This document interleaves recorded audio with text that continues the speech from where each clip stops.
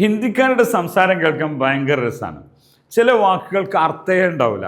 ഒരു ഉദാഹരണം പറയാണ്, ചോട്ടെ മോട്ടെ ബാത്, ഏ ചോട്ടെ മോട്ടെ ബാത്താ. അപ്പോൾ ഒരാൾ ചോദിച്ചു, എന്താ മോട്ടെ എന്ന് പറഞ്ഞ അർത്ഥം? ഒരു അർത്ഥമില്ല. അത് അവരുടെ സംസാര ശൈലിയാണ്.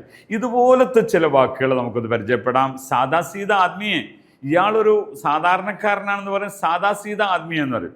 നിങ്ങൾ കേൾക്കണോ, ഞാൻ വിവാഹിതനാണെന്ന് എങ്ങനെ പറയാം? മേ ഷാദിക്കാന്നല്ല പറയാം, മേ ഷാദി ശുദാഹ് എന്നാണ് പറയാം. ഷാദി ശുദ എന്ന് പറഞ്ഞാൽ വിവാഹം എന്നാണ്.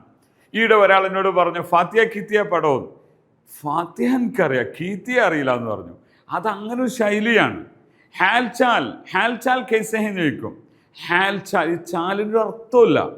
ഇത് ഹിന്ദിക്കാരുടെ ഒരു ശൈലിയാണ്. ഇത് നിങ്ങൾ മനസ്സിലാക്കുക. അപ്പം ഞാനൊരു 4 വാക്കുകൂടെ പറഞ്ഞു. ചോട്ടെ മോട്ടെ ബാത്, സാദാ സീതാ ആദ്മി, ഷാദി ശുദ, ഹാൽചാൽ. ക്ലിയർ അല്ലേ? ഇത് ഇങ്ങനൊന്നും ആരും നിങ്ങൾ പഠിപ്പിക്കൂല. ഹിന്ദി ഇങ്ങനൊന്നും ആരും നിങ്ങളെ പഠിപ്പിക്കൂല. ഇങ്ങനെ ഹിന്ദി സംസാര ഭാഷ നിങ്ങൾക്ക് പഠിക്കണോ? ഈ ചാനൽ ഫോളോ ചെയ്യുക. ആപ്കാ ധന്യവാദ്, ബഹുത് ശുക്രിയ.